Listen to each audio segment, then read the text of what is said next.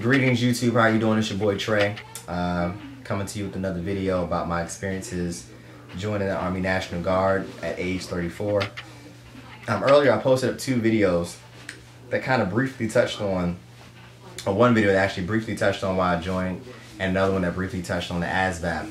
I had low phone data left, so I could only make really short ones. So I'm gonna try it with this with my camera here. So I want to start off by first talking about why I joined the military, why I made the decision to join the military at my age. Typically, people join between the ages of 17 and 24, really. So I'm about 10 years at least off course as far as joining the military. But one of the main reasons why I did it so was because I got married about 3 years ago. And had a baby with my wife 2 years ago. You may see her at some point. She's kind of ripping and running around here right now. And with that, especially with a baby, anybody who's ever had a baby knows that babies can put a hurting on your bank account. You love them to death, but they can really do something to your bank account.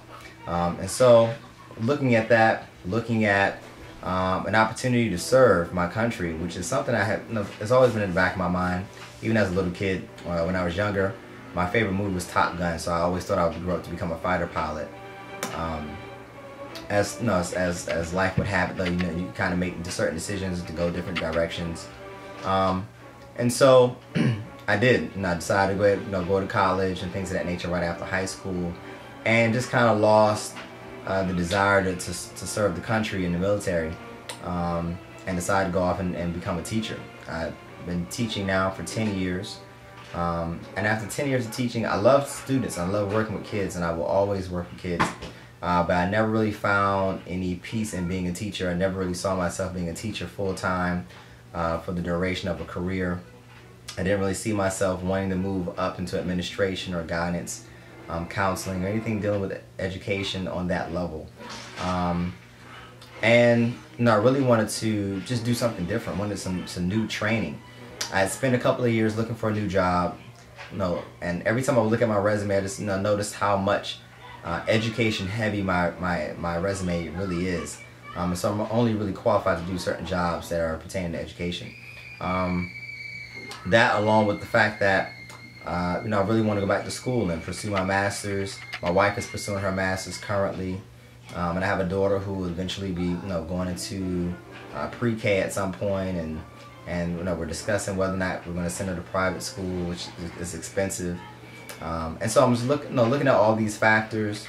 The Army National Guard really provides a way for me to gain some training, some additional training, in a field that can be beneficial in the civilian world, which will then in turn be beneficial to my family. The Army National Guard also provides me with an opportunity to serve my country and really kind of renew a passion that I had when I was younger, like much younger. The benefits that come along with being in the National Guard, you're both federal and state. So your federal mission, or under your federal mission, you're under the control and direction of the president. Under the state mission, you're under the control of your state government, unless you're in the DC National Guard, which is solely under the control of the president. And being federal and state, you get federal and state benefits. You get the federal benefits that many soldiers, active duty soldiers, receive, and also if your state has enough money in its budget, you can also receive state benefits, having to deal with education and things of that nature. And so I really saw it as an opportunity to utilize those things to benefit my family as well, and to kind of make open up some opportunities for my family in the future, as well as even in the present. And so with that being said, I decided to look into the Army National Guard and talk to a recruiter. So I spoke with the recruiter, and thankfully I don't have the horror stories of having a recruiter who lied to me and misled me and just kind of tried to get me in by any means necessary.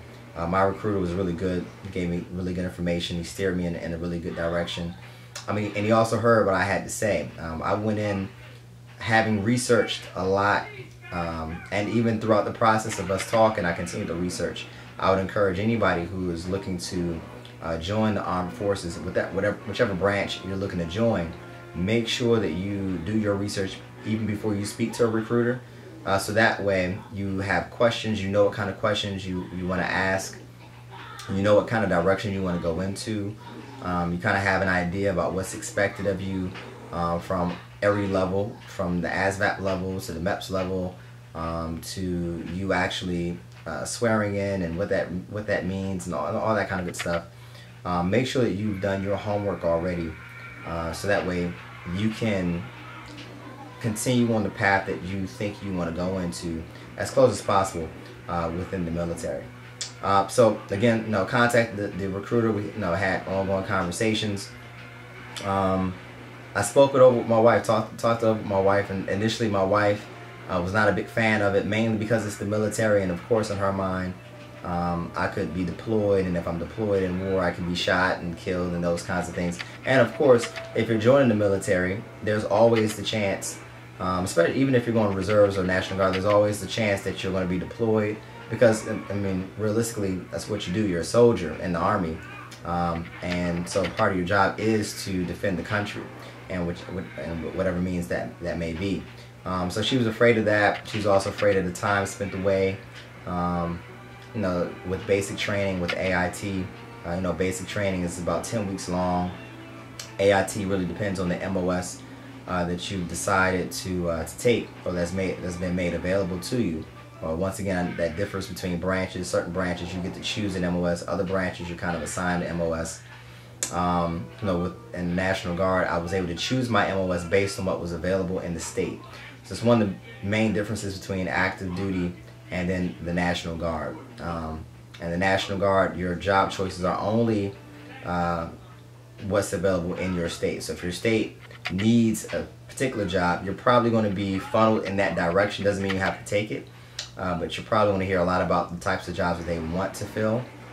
If there's a job that you really like that you see on the National Guard website, but is not available for your state, then it won't be available to you.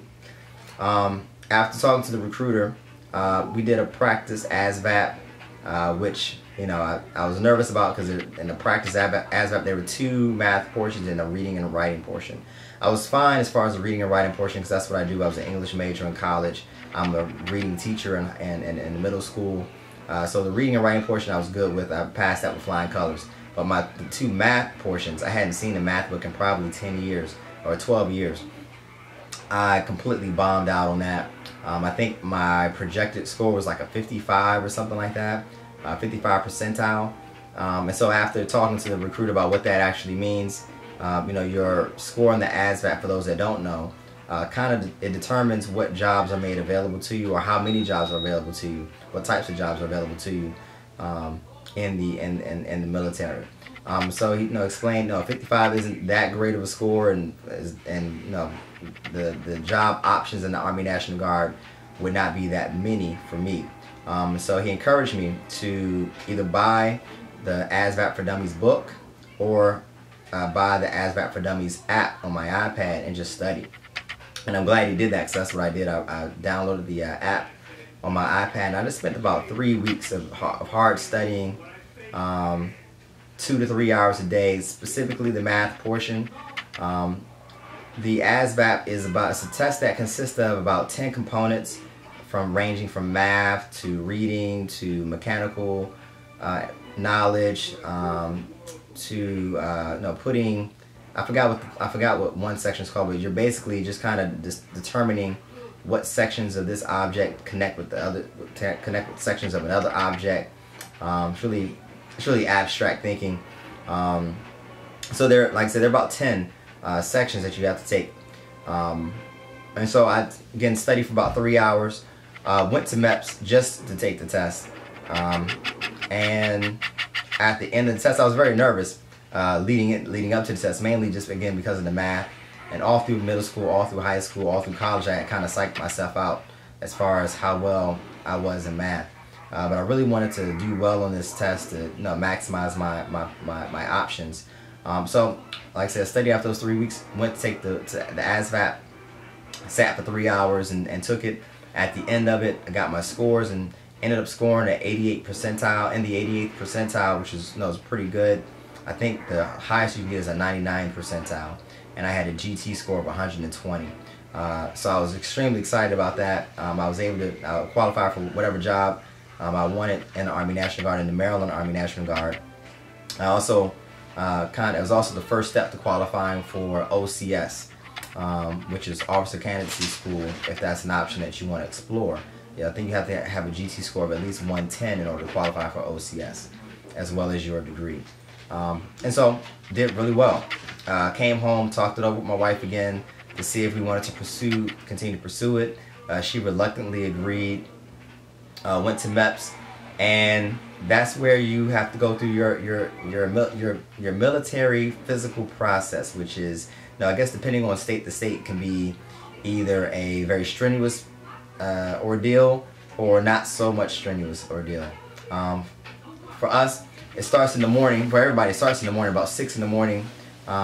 After you've been picked up from the hotel that your recruiter takes you to the night before. Sorry about the camera. We're still getting used to it. But after you've been picked up by your recruiter the night before and taken to a hotel, you wake up about 4:30 in the morning, eat some breakfast, and a bus takes you on over to Meps, which is on base. And it's an all day long ordeal. You're going to be there from about 6 in the morning until about 2 or 3 in the evening, depending on what all is going on, and how many people are there, how quickly or how slowly the process goes. You arrive at Meps in the morning. You get a kind of rundown of what's expected of you at Meps, the rules, what the do's and the don'ts. After you've gotten that, you go to see your military branch liaison, the person that's there that's representing the branch that you're joining. They give you your